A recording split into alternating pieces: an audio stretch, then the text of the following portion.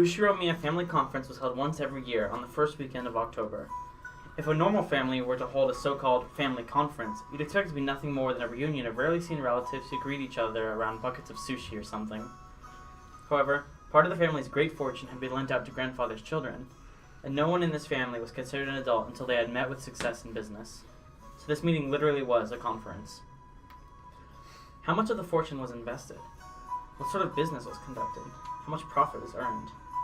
As a result, how much of the fortune borrowed from the main family could be repaid? Or possibly, how much more would be borrowed for future business ventures? What lessons had they learned? What could they learn from their mistakes? It seems that topics like these were discussed very seriously in the past. My dad said it was like lying on a bed of nails. Apparently, it used to be a very serious family meeting, where people were bathed in scornful and angry voices, and some people even got slapped despite their age. However, that had become a thing of the past. Now, with everyone pursuing their own business ventures and achieving success, it was becoming more of a normal yearly get-together. Even so, telling grandfather about recent events was extremely stressful.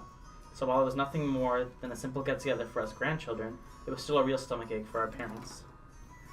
The absence of the man who was the source of all this trouble, regardless of the reason, probably made today's lunch taste much more delicious. The phrase, "while the demon is not around, everyone can relax," comes to mind. Anyway, let's introduce Jessica's father, whose face I haven't seen for 6 years. The man sitting to my father's left is his older brother and Jessica's father, Uncle Kraus. This name sure is easy to read. Kraus.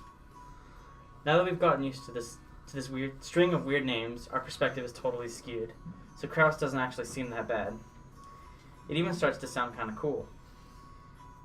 Just like with Aunt Natsuki, I didn't have many memories of speaking with Uncle Kraus.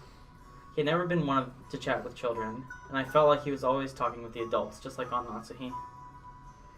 According to my father's gossip, he was a spiteful and violent man. If what he said is true, Uncle Kraus used to be very domineering from his position as the oldest sibling, and was despised by all the other siblings. Of course, none of that's true anymore. Yeah, honestly. They're all adults now, fuck. Though despite that, those siblings all seem to be chatting happily together. Oh well.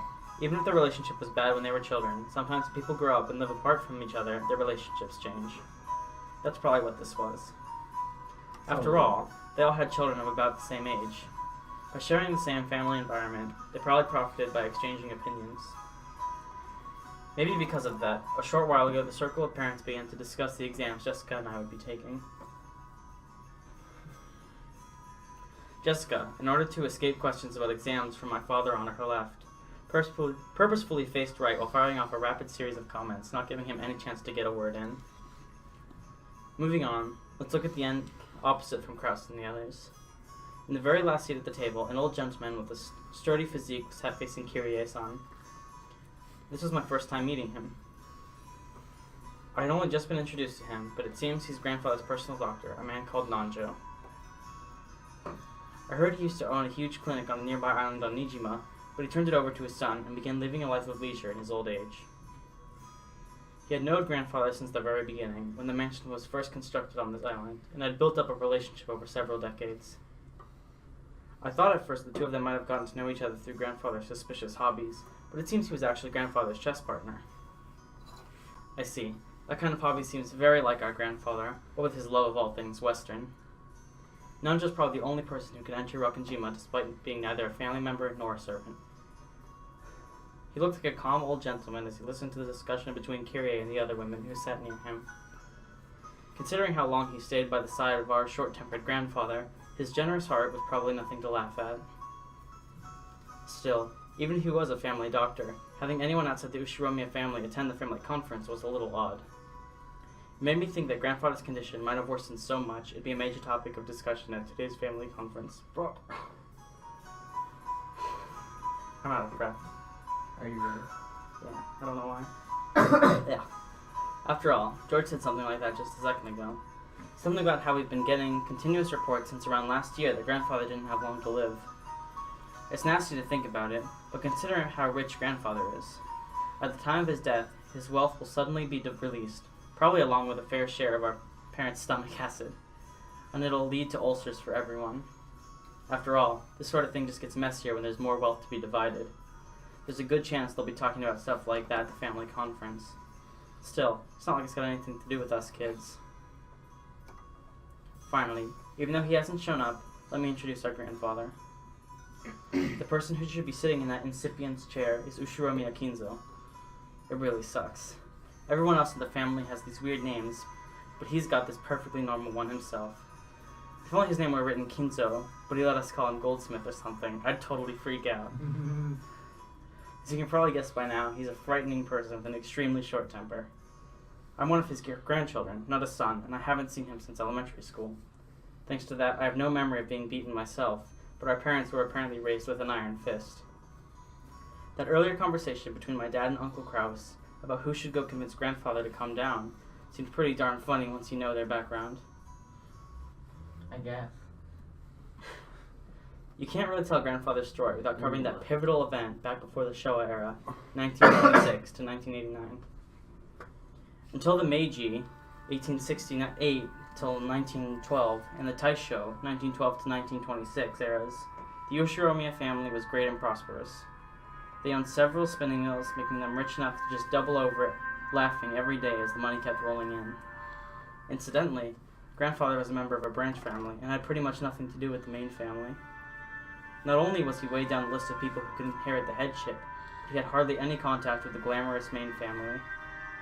However, during the Great Kanto earthquake in the year Taisho 12, 1923, the mansion owned by the Yoshiromiya family in Odara was flattened.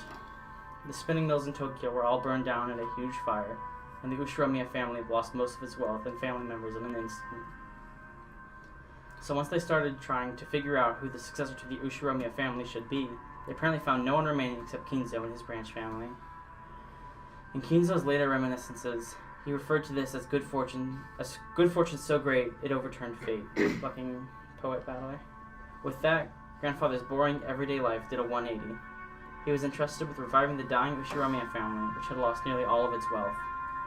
However, just because he had been entrusted with this task didn't mean he could accomplish it. Apparently, those around him weren't really expecting much. However, this is when grandfather began displaying his extraordinary talent and good luck. Grandfather used all of the family's remaining wealth, as well as everything from the hair on his head to his toenails, as collateral in order to borrow a massive amount of money. Once he built up a gigantic war chest, he immediately invested in business. It was like someone tumbling down a hill on a bike without any brakes, and then jumping onto a neighboring bike, and then another one. Just like some crazy street performance.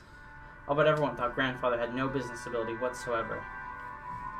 However, after several miracles and turns of good luck, with coincidences piling up and every chance being taken advantage of, he was suddenly in control of powerful connections with the occupying forces. At that time, MacArthur and the GHQ were the ultimate authority in Japan. Grandfather, in a twinkle of an eye, began succeeding in business on the protection of the occupying forces, quickly becoming very rich. By this point, it's probably safe to say that information, not luck, saved the day. He must have made some seriously deep connections with the occupying forces. Grandfather knew beforehand about emergency demands that would be made for the Korean War. No, it was more than that.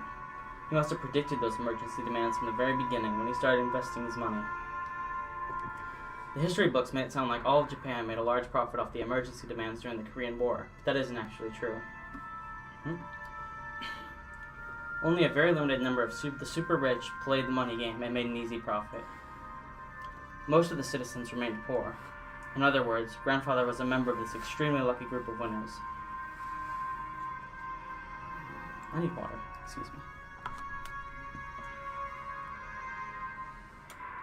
Yeah, it's probably just gonna be you for a while they explain it. I'm pretty yeah, Jesus. I'm pretty sure this all happened during the year Showa 25, 1950 or so. The Great Kanto earthquake happened in Taisho 13, 1924, so that means grandfather was able to revive the near-dead Ushiromiya family in only about 20 years to an even higher level than it had ever been before. With that, you think he'd revived the main family in Odawara, but for some reason, he went and did something as crazy as buying an entire small island in the Izu archipelago. Buying an entire island was not something... Fuck! I'm sorry. I knew it was one of those. I forgot. Buying an entire island is not something you can ordinarily do today. However, grandfather was clever. He contacted the GHQ and applied for the establishment of a marine resource base. He acquired this island as a business property, then tossed that project aside and claimed it as his own plot of land. After the war, there were prevention measures against food shortages, and having the sponsorship of the GHQ meant that no one could oppose him. From what I've heard, the Tokyo metropolis of the day offered this land to him practically for free. Later, Tokyo made difficulties by telling Kinzo to return the land, but the pushy GHQ intervened. Anyway, it seems the under-the-table bribes did their work well. In the end, the city gave up in frustration. Grandfather, with considerable skill and good luck, managed to weather the stormy seas of that period, obtaining a vast fortune and his own island. Of course, it probably wasn't all luck. He was obsessed with all things Western, which helped him cultivate his English skills. He was able to use this advantage and sink his teeth into the GHQ. The mansion was built on the island soon after. This mansion, in fact. Grandfather, with his love of the Western style, made this once inhabited island a canvas upon which he could realize his dreams to his heart's content. He now had the Western mansion of his dreams, overflowing with emotion and atmosphere, and a beautiful garden featuring all sorts of roses. And he had a private beach where no one other than himself would ever be prevented to leave a footprint. This would be a dream come true for any boy. After that, he made good use of his huge fortune, becoming a large stockholder in an extremely stable iron and steel industry, and was able to live an easy and comfortable life just using his dividends. Well, he's just that incredible. This kind of person usually has the ability to foresee and predict the future, or at least that's how they're portrayed after the fact. But Grandfather denies all of that, repeatedly saying he was simply blessed with extraordinary luck. Anyway, even a lord like that can't help but grow increasingly eccentric and locked up alone on an island, where all his dreams are made real. Everyone knows that he's had a Western obsession from the start, but none of our parents really know when his bizarre black magic hobby began. Did his love of black magic begin way back when he became fascinated with everything Western? Or did his miraculous stretch of good luck while reviving his family cause him to feel a mysterious power in himself? At some point, Grandfather began to make the research of black magic his life's work. He filled his study with suspicious books, chemicals, and magical items as he became increasingly bizarre. From what I've heard, there are many around him warmly, watched over him, figuring that someone who had achieved success in his life had a right to do as he pleased. But there's no way that's true. They were probably just creeped out, thinking, that's disgusting, I don't want to get involved. Anyway, that agitated period was an age of big gambles, with both opportunities and risks. Let's say Grandfather was born in this time period. He would have had no opportunities, and would have probably have advanced like a chess piece from mandatory education to college at a leisurely pace, never becoming more than an average salaryman. If that happened, he'd probably have sat somewhere happily talking behind his boss's back. No, not in a fancy dining hall like this, more like a table in some bar. Then again, I'll bet this family conference would be a whole lot more relaxing if that were the case. Okay, that's enough about the old geezer. More importantly, let's talk about this incredible lunch. Yeah! Yeah! A fucking mood. Jesus. I could use some good lunch. I'm already convinced by that sashimi salad appetizer. Goda-san is an excellent chef. Plus, these fish were caught in the adjacent seas, weren't they? They're totally different from the sashimi you get at the supermarket. Hey, quit it, battler. Your upbringing will be exposed. Everyone let out a big laugh. Damn it, you can say it even though you love those cheap pubs. I've eaten at many unusual places because of work, but this stands right up there with the best of them. I'd be willing to bet Goda-san used to be pretty well known in those circles. Well, I don't know the details, but stuff got complicated at the long-standing hotel he used to work at. What with them opening the new establishment with the same name and breaking into factions or whatever it was. In the middle of it all, he was apparently forced to retire. At the time, Ma just happened to be sending out job offers for a servant. As Goda removed the empty plates, he began to recount his own bumpy past without losing his smile. The world is a difficult place. However, thanks to the madam, I was given a chance to display my skills as a chef once again. This time, for the Hiroshima family. Ushiramiya. Ushiromiya family. Although I enjoy experiencing the smiles of a larger number of people, I also find it quite entertaining to perform more delicate work that can please the limited number of those who have enjoyed me. All this is thanks to the opportunity given to me by the madam. Goto-san respectfully bowed his head towards Aunt Natsuhi. That's because you are the most talented of the applicants. The decision was purely objective, not based on personal feelings, so there's no need to thank me. Dang, why does Aunt Natsuhi always have to sound so indifferent? If she only spoke with a bit more kindness, she might leave a different impression. Shannon-chan and Kumasawa-san entered from the hallway with a serving cart. Please excuse us. Well, that's me. Oh, Shannon. Oh, was Kumasawa just appeared though? Now then, let us move on to today's dessert. Oh, was it? Goto-san and the others laid the beautifully adorned dessert out in front of all of us. I guess it's true when you say you have another stomach for dessert. I thought I'd already filled up on delicious food, but as soon as I laid eyes on that dessert, my stomach started yelling, "More!" Fuck. I don't know much about desserts, but this looked really good. A white pudding-like substance was garnished with 2 shades of red sauce, and elegant rose petals adorned the dish.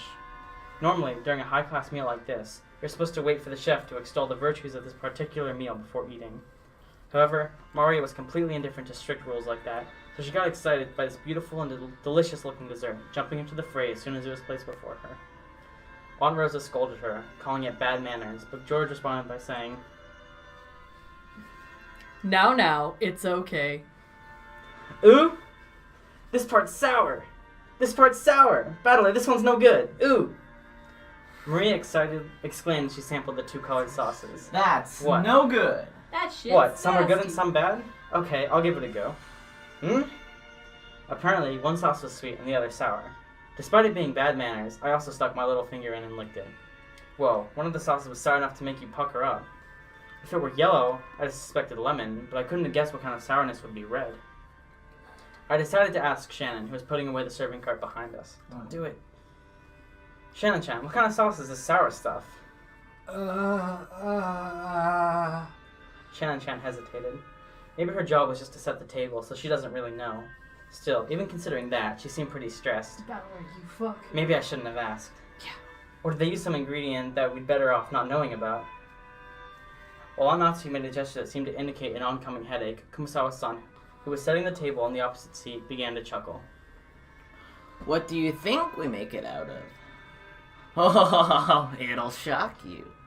Huh? I don't have a clue. Wait a sec, Kumasawa-chan, that laugh's pretty creepy. So what is it? Don't tell anyone, okay? Listen very carefully. Kumasawa-san leaned across from the other side of the table. I leaned forward myself when she asked. Their interest caught Jessica, George Aniki, and of course, Maria also put their ears closer. Ooh. What? What? Quickly. You see, the sour part is made from juice squeezed from a mackerel. Oh! Why do you gotta be like that? Oh, this is everyone at once. What? Mackerel? I love you guys. That's crazy, we all thought, horrified. Only Maria accepted it, nodding sagely. Ooh? Mackerels are sour? This is what comes out when you squeeze them. When Maria started clamoring that mackerel were sour, the adults were unable to contain their laughter. Only Aunt Rosa, her face red, whispered to Maria that mackerel is sour only once prepared as shimasaba. Ah, now I totally remember. Kumasawa-san was always like this, wasn't she? I think I remember her tricking me in all sorts of ways when I was young. The most lethal has got to be that one. Those flimsy black things in Chinese dishes. They're kikurage mushrooms. She told me they were penguin meat, and I went all around school like a smartass telling everyone, didn't I? Kumasawa-chan, you sure haven't changed. You know Maria's gonna believe it now, right? It's just a joke. Now Goto-san's going to tell us what the sauce really is, won't he? Goto looked a little put off about his masterpiece being laughed at for such a bizarre reason, but after clearing his throat once, he introduced the dessert to us. Well then, allow me to introduce our dessert. After seeing how much you all enjoyed the rose garden earlier today, I finished this panna cotta in a rose garden style. The rose petals scattered across were selected just now from that very rose garden. The sauce is a combination of 2 reds, strawberry and rose hips. Please, enjoy the mixture of the strawberry sweetness and the rose hip sourness. Furthermore, the rose petals are merely decorative, so please avoid them while you eat. With that said, please, enjoy. Sounding like a fucking commercial, Yoda. Jesus. Damn, and I really wanted to eat those rose petals. Whoa. Man, I almost want to applaud before eating. Just like with medicine, reading the detailed description first makes it seem like it will work a whole lot better.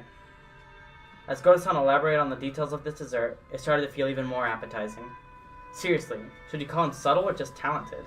The dessert was probably planned from the beginning, but taking the hint when we all stopped in front of the rose garden earlier today, he displayed incredible and timely awareness by just adding a few rose petals from the garden. This combination of sweet and sour was also exquisite. If it was just sweet, you'd just get used to it and be bored halfway through. But if you reached the sour sauce at that point, you'd get a really vivid taste. And then, once you returned to the sweet sauce, all the sourness in your mouth would be replaced with an enjoyable sweetness. I'm sure everyone else felt the same way. Every time Goto-san passed by one of our seats, someone praised the taste and his presentation. How is it, madam? Splendid, as always. It is worthy of entertaining our guests. I am most grateful for your words. Madam, did you know? I have heard that rosehip has the ability to cure headaches. I thought that you in particular would appreciate it, so I had it specially prepared. Is that so? Yeah. Thank you. Got some brown on your nose. See, didn't I tell you, Natsuhine-san? Rosehip is great for headaches. So it seems. I do hope it actually helps. Ha! Goto-san, I love ya! Hey, later on, why don't you tell me how they treating ya? Or if you can't, just let me know what sort of salary you'd like. Having your talent confined to this small island is sacrilege to humanity's cooking culture. What do you think about working your craft for my company and delighting all our customers? Ha ha ha ha! Hideyoshi-san, are you trying to steal away our Goda? Now that won't do at all.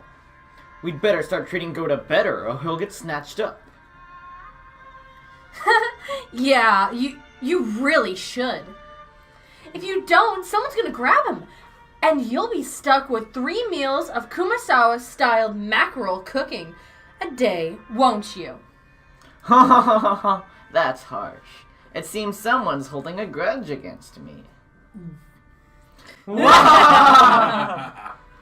Everyone let out a huge laugh.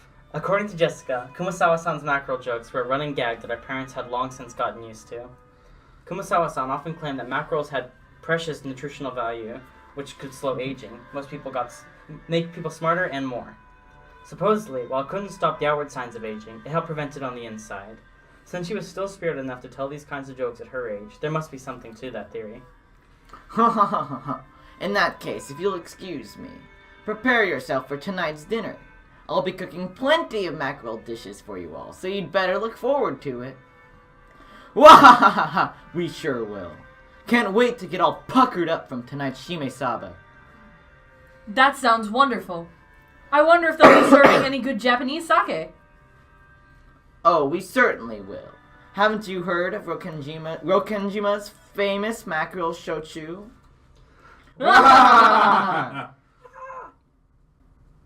Kumasawa-san, together with Shannon-chan, bowed and pushed the serving cart away. It was pretty funny to watch Goto-san, who looked like his show had totally been stolen, explain in a serious voice that would be having calf steak for dinner.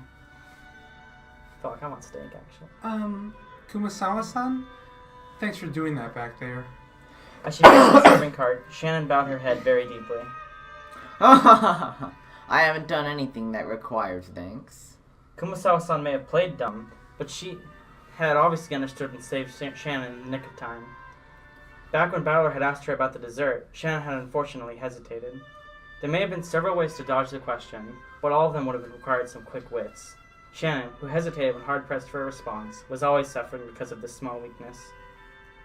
If only Shannon had a little of the craftiness needed to cleverly shake off a mistake, like Goda, her life would have been a bit easier. The fact that she could perform other tasks flawlessly made this weakness even more unfortunate.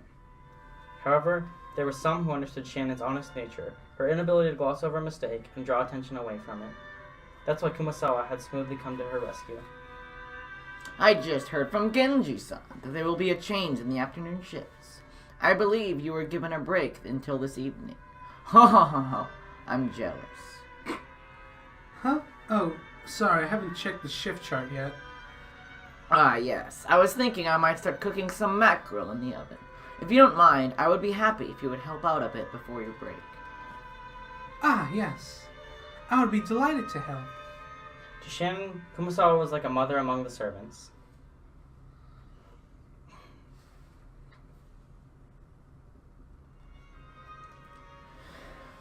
The dining hall needed to be cleaned up, so we were chased out. Instead, tea was being served in the parlor. Apparently, they'd prepared the black tea that Aunt Rosa had bought for Aunt Natsuhi. Maria said she also wanted to have some black tea, but my old bastard said she couldn't and told us children to go play outside. Battler-kun, why don't we all go for a walk outside? Go ahead and take a look at the roses or something. But keep a close eye on the weather. The sky's still clear, but the weather report keeps on talking about that rain. Ooh! I want to go to the beach! Oh, that sounds wonderful! Playing on a sandy beach isn't something you get to do often, is it? Ah, good point. Okay, let's all go to the beach then. Ooh, let's go! Maria, be careful not to get your clothes wet. Or your shoes. Ooh, won't get wet. What? That obedience is so cute. Battler-kun, make sure you keep an eye out for Maria-chan, okay? Sure, leave it to me. I don't trust Battler with my fucking pets. I wouldn't fucking trust him to water my plants. I wouldn't trust to hold my fucking drink. I wouldn't ask him to make sure no one stole my phone. Hey, you're pretty obedient and cute yourself, listening to Kyrie like that. Why don't you also listen to me obediently for a change? Ha! Hell no! Let's go, everyone. Come on. Fuck you, Dad. I'm leaving. The children flew out of the parlor. I fucking hate you. They were replaced by Genji, who pushed a serving cart in and prepared to serve tea. The parlor was filled with sublime aroma, which delighted everyone while they waited to sate their thirst.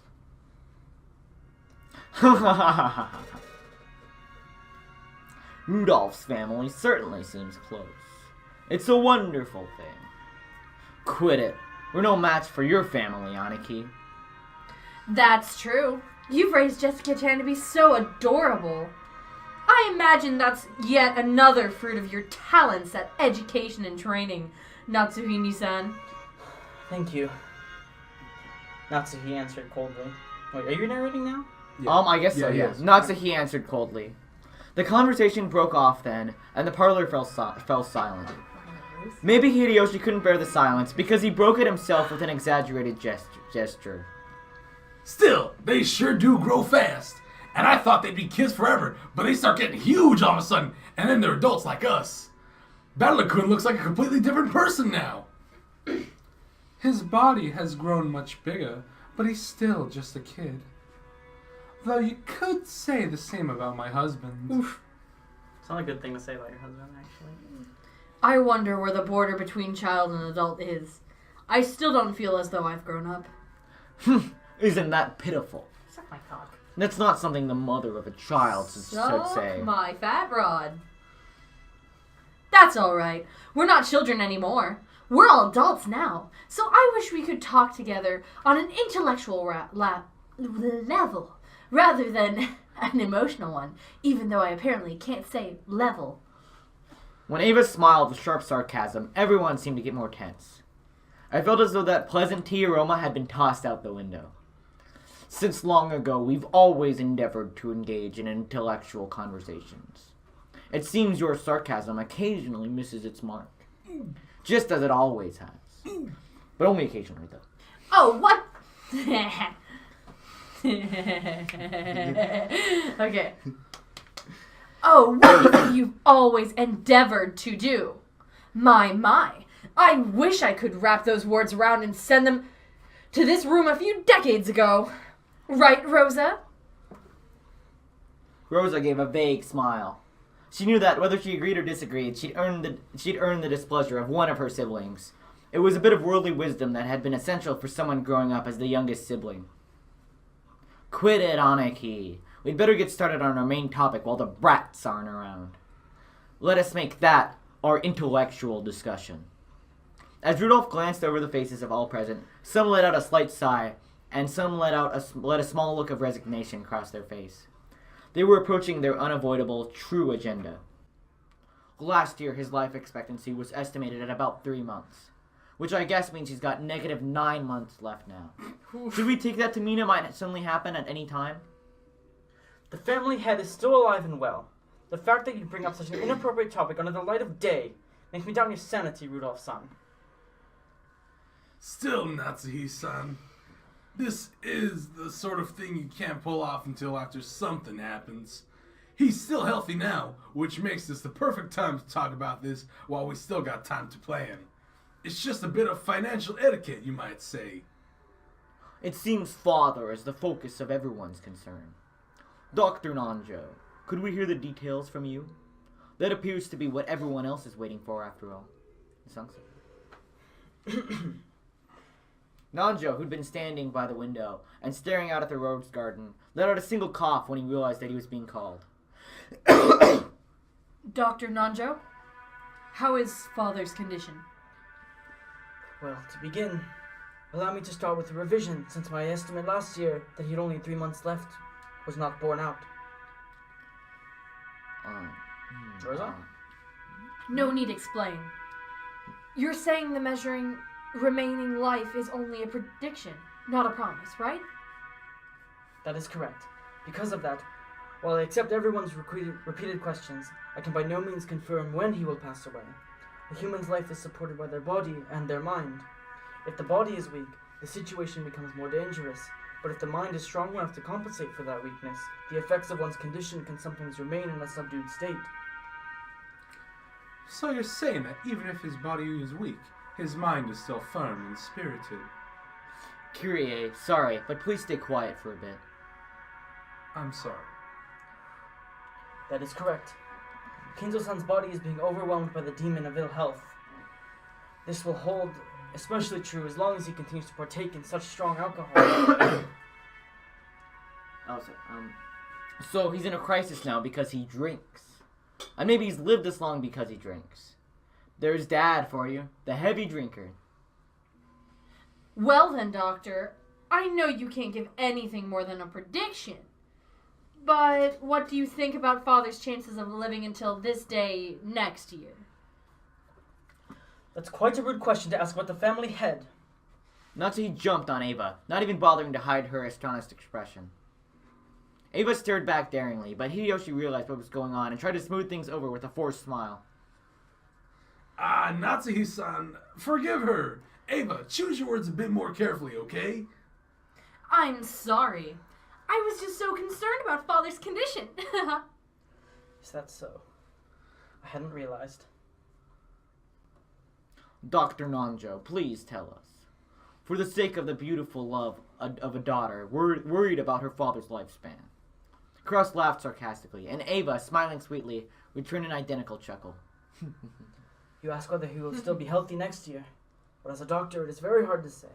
Because while I do think that this lull in his condition will continue for a while, if he suffers some kind of fit, there may be nothing we can do. After all, Rokenjima is a solitary island. It is not as though an ambulance could quickly jump in to save him. Normally, I would want to have him placed in a large hospital on the mainland, but... Father stated that he does not want his noble research interrupted. It seems he holds a grudge over the way we tried to force him out last year. Apparently, he strongly suspects that he'll be shut away in some hospital if he goes outside. And that's how things are now. Has Dr. Nanjo been examining him? Father trusts Dr. Nanjo. It seems he can be examined when in one of his better moods. I can examine his condition, but if I try to recommend medicine or hospitalization, he refuses to listen. I've really only been able to look. It's true some people hate doctors. Still, what a hassle. Nanjo sighed deeply. The purpose of an examination is to determine what medical treatment would be appropriate. Receiving an examination and then not following the advice given makes the whole thing pointless. So, to sum it up, he's still expected to live 3 months. There's no way to guess how long he'll continue to live while still on the verge of death. Rudolph-san, couldn't you be a little more discreet with your words? Ah, sorry. I've always talked this way. Give me a break. I understand how Dr. Nanja sees it. What about you, Kraus-Nisan? To be perfectly honest, I have to disagree with Dr. Nanja. I find it truly difficult to think of Father as a person so sick that he only has 3 months to live. His yell is as healthy as ever, and I still get chills at the thought of his fists raining down on me. Pushing the care of your father solely on the shoulders of the eldest sibling is far from fair. Ha ha ha ha. In the next world, get born after me.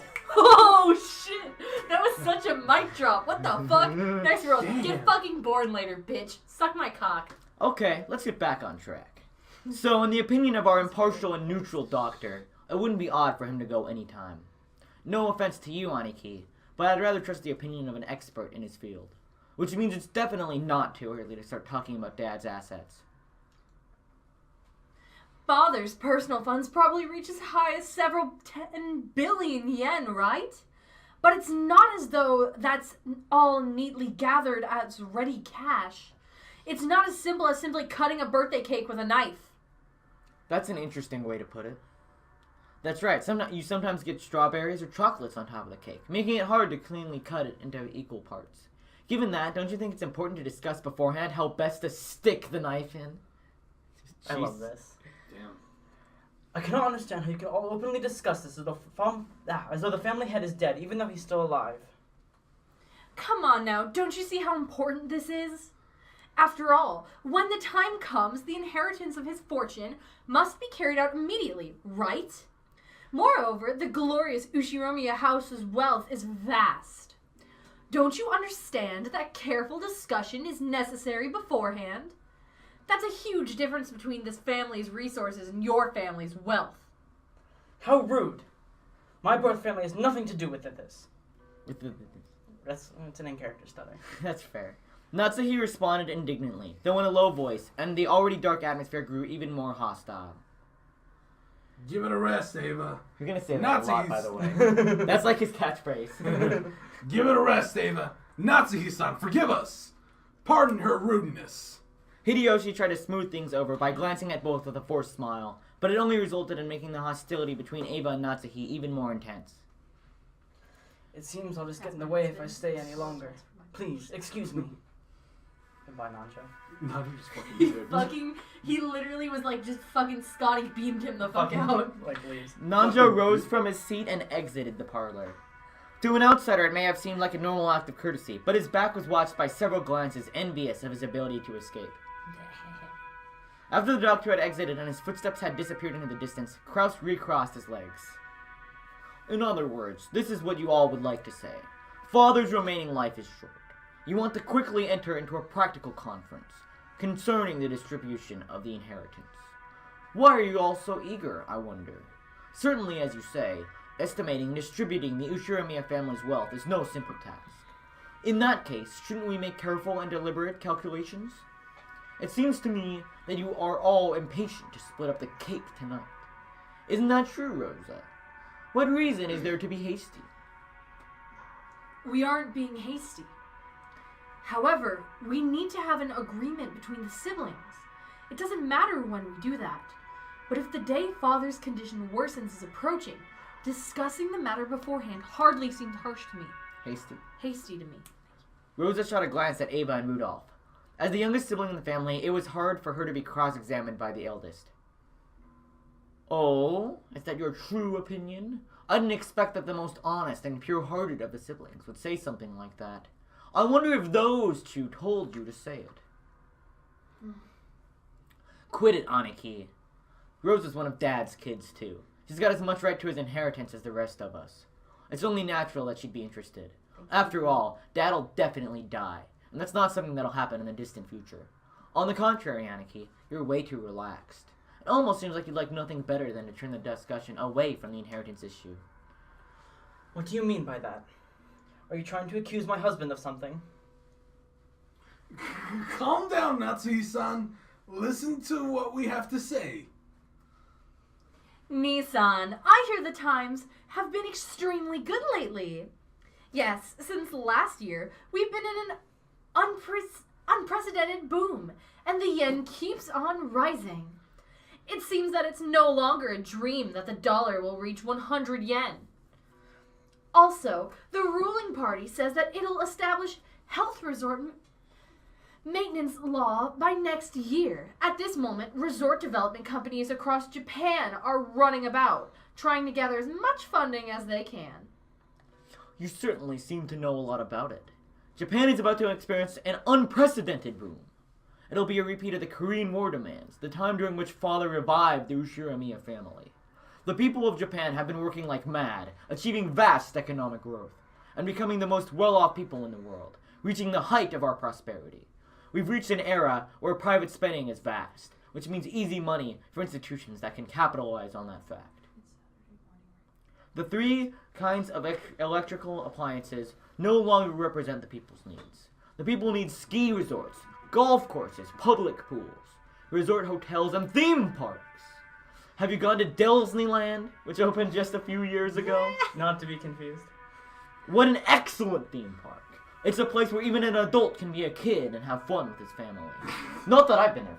Not that you have fucking kids. Not that I would. You think I'd go there? Just Not like your fucking kids love you.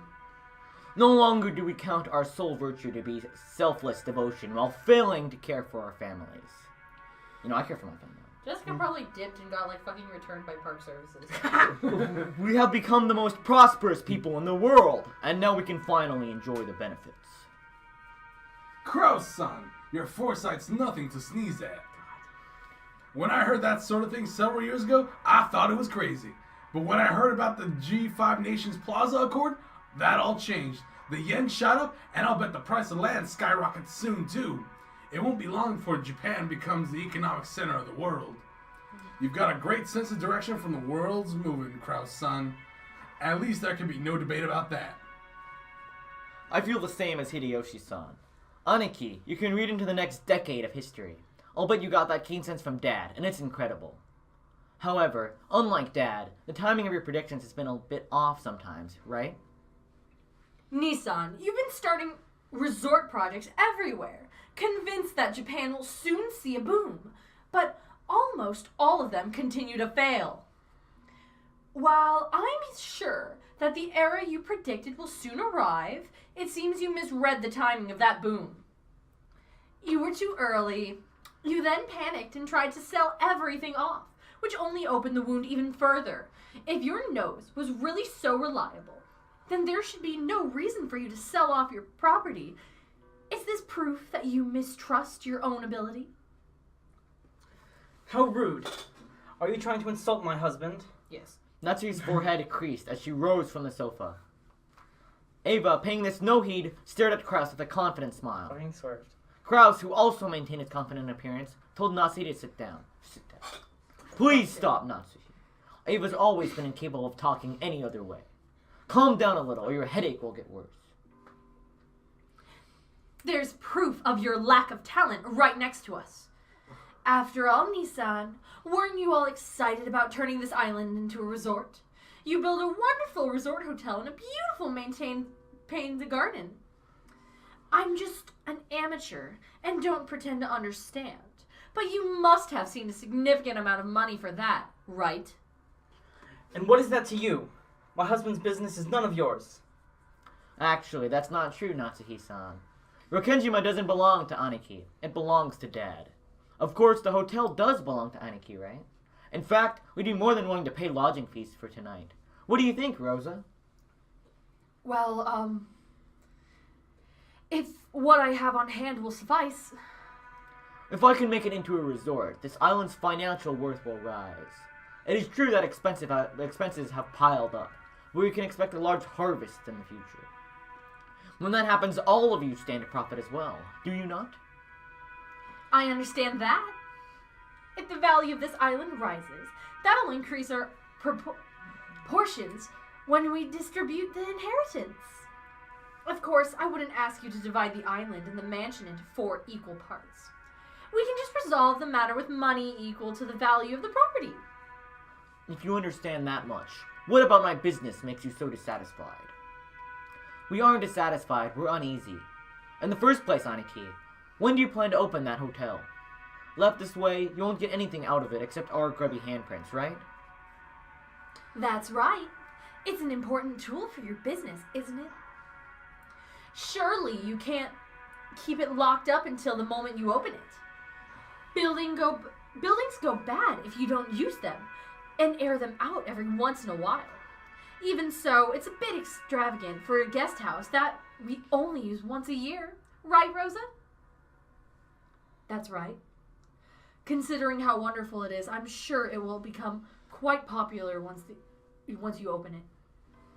Oh, so the hotel you keep talking about is the guest house. It's splendid. Just as Rosa said, if you were to open it, I'm sure it would become popular. The lodging they had been guided to wasn't originally intended to serve as a guest house. It was originally constructed as a resort hotel.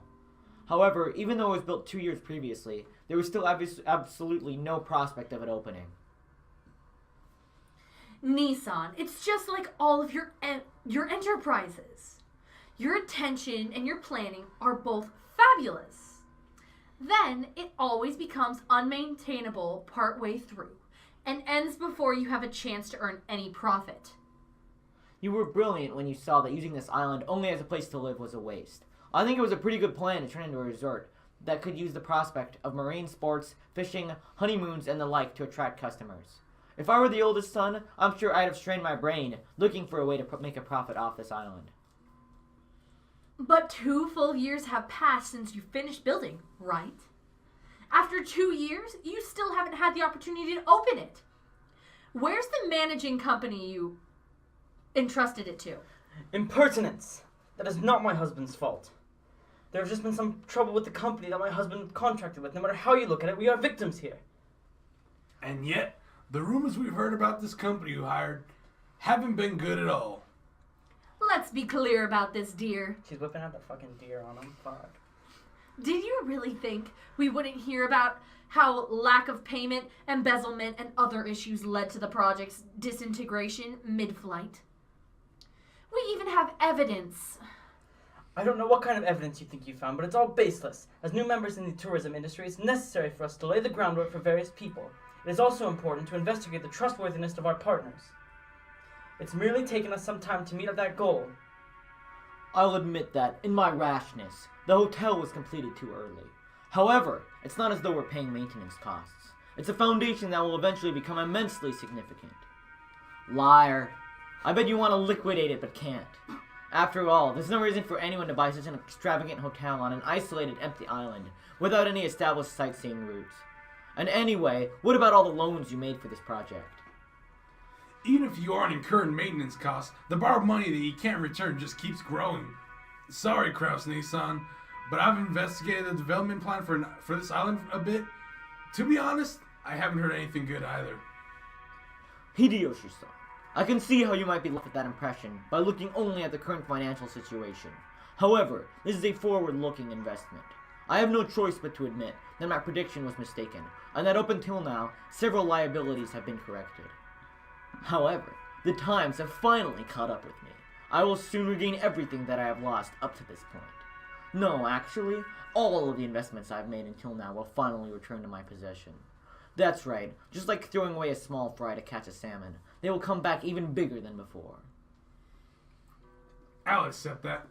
The resort business will probably see an unprecedented boom before long, though I don't know if it'll be enough to cover all your debt. However, Kraus Nissan, after all your failures in the past, who exactly do you expect to provide you with funding? And this isn't some small amount we're talking about. You'll need enough funding to fill the massive hole you've dug. What are you trying to say, Hideyoshi-san? Natsuhi Nissan, please don't get angry. We looked into this too. We checked to see who might have provided Kraus Nissan with enough financing to support his recent large-scale projects, despite his string of failures. And we discovered that no such backer exists. The iron rule of the money roulette is that you bet against the loser. Aniki, you're a fairly well-known loser in this field. It's true that prosperous times are about to come. When we looked for people who considered that enough to overlook your string of failures, and also had enough for the investment, we found no candidates. So, the big question now, is where you got that money from. Oh, now isn't this intriguing? And Dear, how long do you plan to let these ridiculous remarks stand? sit down, Natsuhi-san. Let's cut to the point. Aniki, you've been diverting Dad's private funds for your own businesses. There's pretty much no room for doubt. If you think we've made some kind of mistake, please, feel free to explain. Rudolph, don't call it diverting funds. This is embezzlement, plain and simple. A huge crime that can be criminally prosecuted. This sort of rudeness cannot be tolerated. How can you face a successor to the Ushiromiya head family and level these absurd accusations? They aren't absurd. They're right on the mark. I'm sure he'd like to somehow make this business succeed and recover his losses, but his debt keeps getting bigger. He's just trying to cover up the failure of one gamble by making an even bigger one. It's only natural that he'd try to grab the source of funding close at hand. Let me be frank, Nissan. What you're doing is embezzlement. You're betraying Father. You know that we'll have the court settle this after it's all over, right? Do you think that kind of person has any right to call themselves the successor to the Ushiromiya head family? Of all the... You dare claim that he has betrayed the family head. You no longer have the right to straddle the threshold of the glorious Ushiromiya family. Leave this place at once, now! Get out! Natsuhi, who had already reached the limits of her anger, shouted at Ava in a rage. She then pointed alternately at Ava and the hallway, demanding that she leave. Ava took out a folding fan and fanned herself with it, glaring maliciously at Natsuhi, as though silently daring her to repeat what she'd said. However, her mouth is still smiling, curved in the shape of a crescent moon. In that unpleasant silence, Rosa gulped. Hey, Ava. Oh, it's Ava. Oh. Yeah, that is absolutely... Hey, Natsushi-san. To whom do you think you're speaking in such a tone? I'm speaking to the exceedingly rude sister of my husband. As the person in charge of the main family's kitchen, I cannot overlook any more than this. In charge of the kitchen? Be silent, lowly maidservant! Gotcha. If Ava folded the fan with a snap and rose to her feet energetically. Compared to the elegance and playfulness she'd shown until a second ago, she was now unimaginably aggressive. how foolish! You stand down before Eva of the Ushiromiya family! You tell me to stand down. Oh, fuck. That's not me, is it? That is you. Oh, fuck. You tell me to stand down, me, Ushiromiya Eva, the third ranked in the Ushiromiya family hierarchy, and the one allowed to sit at the left shoulder of the head table? Know your place. And yet, look at your shabby self in a mirror. Where is the symbol of the wing on your clothes? Where are you permitted to wear the one-winged eagle? Aren't you nothing more than a borrowed womb to house the next successor of the Ushiromiya family? Understand your place, you common housemaid! Ava's face twisted hideously as her words gouged into Natsuhi's heart like talons wrenching at it. There were 100 ways Natsuhi wanted to respond. However, her anger and sorrow crushed her throat, and none of those words managed to make it out of her mouth. Her anger had nowhere to go, and it became a single hot tear that slowly dripped down. What's wrong? If you have something to say, please, do so. Come on! Ava faced her with a provocative gaze. However, Natsuhi could do nothing but tremble, her clenched fists quivering. Aren't there meme? Kraus, fuck you. Kraus quietly broke that powder keg tension. Natsuhi, leave your seat. You should go cool your head. What?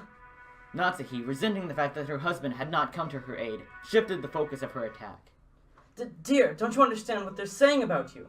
These people are baselessly calling you a traitor to Father. They are making light of the fact that we protected the glory of the Ushiromiya family, even though we are constantly expended every effort to earn that glory from Father.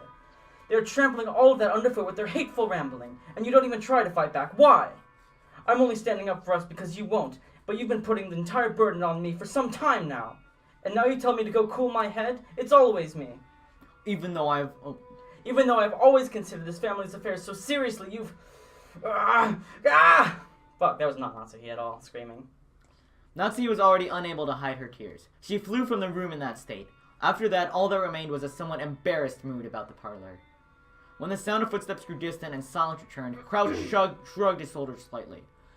I apologize for my wife. Good. She has always been Fuck bad yeah. at controlling her emotions. It's even been rough for me. If that's what's been managing your household, you must suffer to no end, Nissan. I really have to pee. Oh, Jesus. I was thinking like, oh man, I could pee. Madam. It's nothing. Leave me be. Natsuhi flew into her room and threw herself onto her bed lamenting. Those heart-wrenching sobs reached Kumasawa in the hallway. Poor Madam Natsuhi. There was a deep enmity between her and Eva-sama. Explaining their relationship would be very trying for me as a woman. The Ushiramiya family holds blood in high regard, but if a woman marries and leaves the family, they are normally removed from the family register. Thus, under normal circumstances, Eva-sama should have been removed when she married Hideyoshi-sama. However, there is no one deserving of the blame in this matter. The madam certainly bears no guilt. There is nothing to call it other than a whim of God. Grouse-sama and Natsuhi-sama were not blessed with children for some time. After all, this is the male-dominant Ushiramiya family. A wife is merely a tool to create an heir. If such a wife cannot fulfill her only duty, she will not even be treated as a human. It pains me to remember how the master tortured Madam during that time. Back then, a wedding between Eva-sama and Hideyoshi-sama was being discussed. Eva-sama was sly. Taking advantage of Madam's inability to become pregnant, she gained the favor of the master. She inspired him to allow her to marry and give birth to a successor herself, making sure to avoid transferring her name out of the Ushiramiya register.